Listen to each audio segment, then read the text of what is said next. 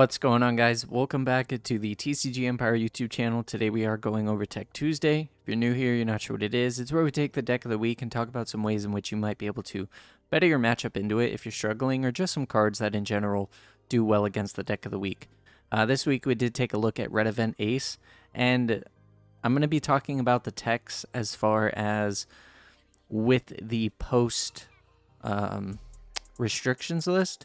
So there's going to be some cards in here that kind of access and target the essence of what you kind of do when it comes to playing against Ace with only one Whitebeard, only one Marco, only one Radical Beam, and things like that. So start off for the black characters, we do have Smoker. This card can't be KO'd by card effects, and the reason why it's in here is because when there's a card with a cost of 0 in play, it gains plus 2k. So if you put a Dawn on this and, you know, they have one of their 1-drops in play and you make it a 0, it means that you're doing a 7k swing, and means that they have to burn either an event early on, they have to burn an event as just a 1k counter with the effect of Ace, which means that, you know, they're going to have to burn 3. So in reality, it means that you're able to put on a lot of pressure, and it's super good.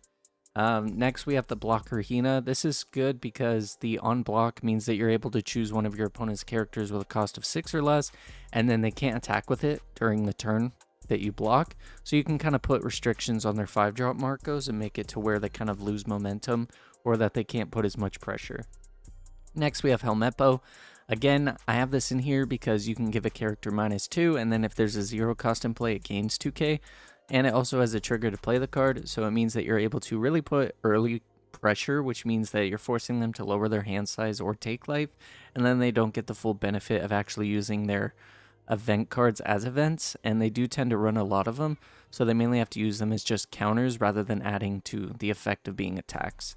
Next, we have Smoker. It can't be KO'd by card effects again, which is good against things like Fire Fist, and it's even good against the Emperor's Feast, I believe it is, the 8k pop, and then they get double strike and plus 3k. It means that you can actually kind of be okay and not have to deal with the effect of being KO'd by it. And you also gain double strike if there's a cost of 0. They do play 1-drops, as I said before, so you can actually put pressure on. You can do a 9k swing double attack, and it means that you're able to put a lot of pressure. Next, we do have the Monkey D. Garp. This is in here because you can trash a card, rest this character, and then KO up to one of your opponent's characters with a cost of 4 or less. This means that if they have a blocker Marco in play and it's the only one, you can target it, get rid of it, and then if they bring it back, you can start swinging into it because it does come in tapped. Next, we have Great Eruption. You draw 1 card and then give -2 during the turn. This is just good because it gives you the hand advantage back as far as being able to look at more cards, but also it lets you do -2, which can add some good plays in the end. And then we do have Impact Wave. You mainly use this for the counter effect, but it's also got a good trigger, so you might want to up your counts. It means that you can KO a cost of 4 or less, which means you can KO the Marco, and it doesn't have to be rested. It's also good because it can KO the 5-drop Marco if you manage to, you know, have something in play that minuses the cost of it. And then next we have the Sacred Jewel. This is just in here because if you trash a card from your hand, you can choose one of your characters, and it can't be KO'd during battle, so you can really just spend 1 Dawn to make sure that your character doesn't get KO'd, and then you can still apply pressure. Next we have Ice Age. Give one of your opponent's characters -5. Again, it's just more minus cost, and it means that you can minus cost to their Edward Newgate, so overall it's super solid. For blue, we do have Jinbei. Jinbei's really in here just because with the factor of them possibly playing other cards that might benefit them without being able to run the Marcos and things like that. They might run 3 costs or less, so you can actually bottom deck them, and it's super solid in the matchup. Next, we have Draco Mihawk. Again, this is just to bottom deck the 7 cost or less. This means that you can bottom deck their Marcos, which means that they won't be able to see them again. And overall, it means that you can deplete them of resources on their board. Next, we have Kuma. Kuma's on here because it means that you have a blocker, so you can deal with the influx of attacks, but also on the KO of this blocker, you get to play a 4-drop Pacifista, which does have 6k. So if you put a Dawn on there, again, you're hitting for 7k, so they kind of have to burn more cards from their hand than they want. And if you can get Ace to a low hand size, you're in a good position. Then we have Doflamingo. Again, you return a 7 cost or lower to the owner's hand, but it can be good, you know, if you're putting a 7-cost or lower back to their hand and kind of taking away from their momentum of the board presence. And it also means that you can put ace back into their hand. They do gain rush off of it if they replay it, but again, it forces them to basically be set back a turn depending on what characters they want to play. Then we have Overheat. I mainly have it in here for the trigger, because if you hit it off the trigger, you can put a 4-coster back into the owner's hand, which means if they use all their Dawn and you do hit Overheat, you can actually put their Marco back into their hand, and then there's not much they can do. Same with Brick Fist. Again, it's just in here to put the 1 of Marco back into their hand, which means that you have the chance to kind of swing through the next turn. Then I have Deathwink in here. The only reason I have Deathwink is because it is a 6k counter, and Ace can kind of get into situations where they hit for really high numbers, especially with being able to discard events and add 1k to their attack. So having a 6k counter isn't bad. And then next we have Sables or Sobbles. You return one of your opponent's characters with a cost of 7 or less back to the owner's hand. Same idea as Doflamingo, except with Doflamingo you get a board on board, or a body on board. So then for green we have Ezo. Again, this is just to rest the Marco, and so that way any other characters that they play can kind of deal with it. We do have Trafalgar Law. This means that you can play it, bounce something back like the Ezo and replay it, so it's super solid. And then X Drake. X Drake's here because if you do manage to KO the Marco and they bring it in rested, you can just X Drake again, force them to get rid of cards in their hand in order to keep bringing the Marco back, but then you get to deal with it. Next we have Odin. I have Odin in here because you can do 2 swings with it. So with being able to do 2 swings, you can put a lot of pressure on Ace and kind of force them to get rid of a lot of cards. Again, they do have events that, kind of work on the influx of attacks that they can deal with, but in the aspect of it, sometimes they want to keep those events in order to do a hard-hitting attacking turn. So if you're able to force them to waste them as counters, then it's perfect. Next we have Jin.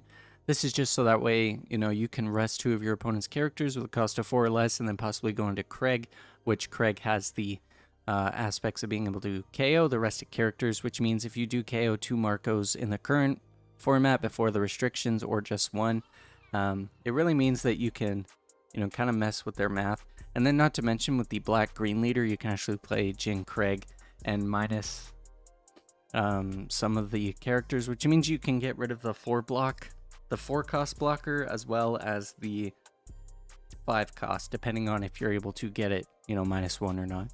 Then we have Eustace Captain Kidd. I have this in here because it is a hard-hitting blocker, but at the end of the turn, you can restand it, so it puts pressure, as well as being able to protect yourself. And it's super solid with something like Paradise Waterfall, as you can block and then restand it again and things like that. Then we have Punk Gibson. Punk Gibson is good because you can kind of get away with being able to tap their characters while defending yourself, which means that there's not a whole lot that they can do. And again, if they start running different characters because of the restrictions, that opens up 9 slots that they otherwise would be using for Marcos, which can be tapped by the Punk Gibson. The Edward Newgates, which can't be tapped by that, but they can be tapped by things like Straw Sword, and so it's overall just a solid card. And then we have Paradise Totsuka. Again, this is just to rest the Marco. And then if you're able to go Paradise Totsuka into the Venison Shot or Venison Shoot, you can KO one of the rested characters. And then overall, it's just super solid. And then, as I said before, we have Straw Sword, just to be able to tap anything, just so that we can kind of deal with the board better. Then for purple, we have Magellan. Magellan's in here because it's simply, you want to mess with the Dawn aspects. Same way as purple versus Zoro or Luffy. You kind of just want to deal with their board state, and you kind of want to mess with their Dawn. That way they can't get a Whitebeard on curve, or their curve's a little bit messed up. So overall, Magellan's a super solid play, and when they KO it, it means that they have to get rid of 2 Dawn, and if they choose not to deal with it, then, it's a 6k body on board. And then we do have the 10-drop Kaido. I have this in here because you can kind of wipe their whole board, and then if they choose to bring back things like Marco, they really have to discard cards from their hand, and the Marcos come in rested, which means that you're able to attack them again, but it mainly just destroys their board, depletes them of resources, and then you have the ability to kind of gain hand advantage by forcing them to get rid of cards. And then we have X Drake. Again, when you play this, your opponent discards a card from their hand. It's just super solid because it can force them to get rid of cards that they might otherwise keep. It might force them to kind of get rid of things that they might want to keep for the attacking end. If they have an event, they might want to keep it for being able to attack and hit for the extra 1,000. So then we have Poly. Poly's on here because if you do have 8 done, you can KO one of your opponent's characters with a 4 cost or less. This just means that you can get rid of the Marco. You can get rid of really anything that they might play that's, a 4 cost or less. And you can even get rid of their early bodies, such as the 1-drops and stuff, just so that way they don't have a chance to possibly recycle them or attack with them and apply pressure. Again, we have King. KO's a 4 cost or less, so you can target the Marco. Then we have the Rush Kaido, which is good. If you play this and activate its Rush, then you have the ability to have a 10k power swing into Ace and being able to KO their Marco, and it comes in tapped if they decide to bring it back. So you really have a chance to kind of get through their blocker. Then we have Sheep's Horn. Again, you can rest up to one of your opponent's characters with a cost of 6 or less. It's really just in here so that way you can apply board pressure and kind of deal with their boards in the aspect of not letting them have as many attacks as they can. We also have Hell's Judgment. Hell's Judgment is good versus Ace because it means that if they want to go back up to the 5k, it means that they really have to, get rid of 3 events from their hand if they don't have the Dawn to work with. So overall, it's super solid. Then we also have Top Knot. Again, you return one of your opponent's characters with a cost of 4 to the bottom of its owner's deck. This is good. The minute you see the Marco, you can just Top Knot, put it to the bottom. You don't ever have to worry about that blocker again because there's no way to search, and they're probably not going to get to the bottom of their deck. Then we also have Brachio Bomber. It ramps Dawn, and then it also KOs a 6 or less, so it's super solid. And then we also have the Lion's Threat Imperial Earthbind. Again, it just KOs a 5 or less, so you can KO things like the Marco blocker, and you can also KO the 5-drop Marco. And then for red, these are really just cards that can apply as much pressure as possible. So we have the Gordon, which can give minus 3k. So it means that you can give minus 3k to something like the Edward Newgate and kind of mess with the math there.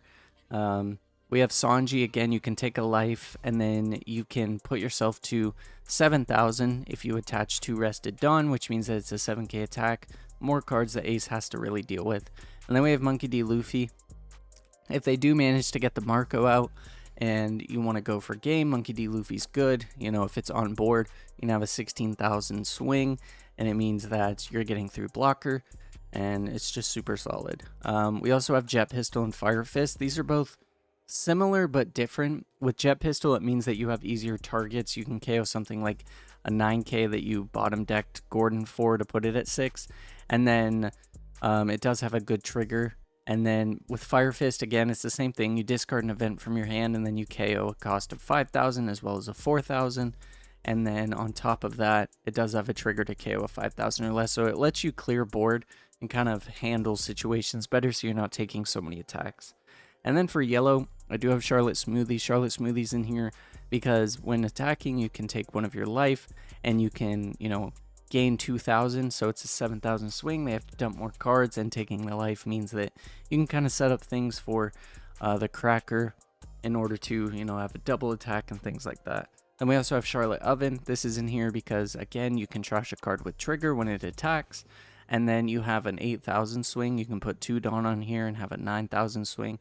It's just super solid, and it applies so much pressure that Ace really has to figure out if they want to get rid of events out of their hand or if they want to get rid of combo cards. Then we also have Thunderbolt. You can KO up to one of your opponent's characters with 5 or less. This is just good, again, because you can get rid of board potential. Tropical Torment is in here because if your opponent does have 4 or more life, you can place one of them in the trash so they don't get the trigger and they don't get to see the life and put it into their hand. And in their early turns, this can kind of add the aggression that you might need if you're playing against Ace. And then we have Buzzcut Mochi. If you have less life than your opponent, you KO up to one of your opponent's characters with a cost of 4 or less. This kind of works well with the Charlotte Smoothie. You take a life, you swing on something, they block with Marco, they bring it back, then you can use the Mochi in order to, go from there. And then its trigger's good too, as you can play a character with a cost of 4 or less from your hand that has trigger. And then we also have Sovereignty. just as a 5k counter. Again, ace can kind of get those big numbers, so you want to try and maximize on the highest output of protection you can. So sovereignty is super good. So overall, these cards won't win you the matchup or guarantee a win versus ace, but it's definitely something that can be helpful if you're struggling against ace. And even with the changes that ace might make, you can definitely look at your options and see where to go from there. But as always, thank you guys for watching today's video. If you did enjoy it and found it helpful, make sure to smash that like button, subscribe, turn on post notifications, maybe share this video with a friend. Otherwise, I will catch you guys in tomorrow's episode of What to Buy Wednesday.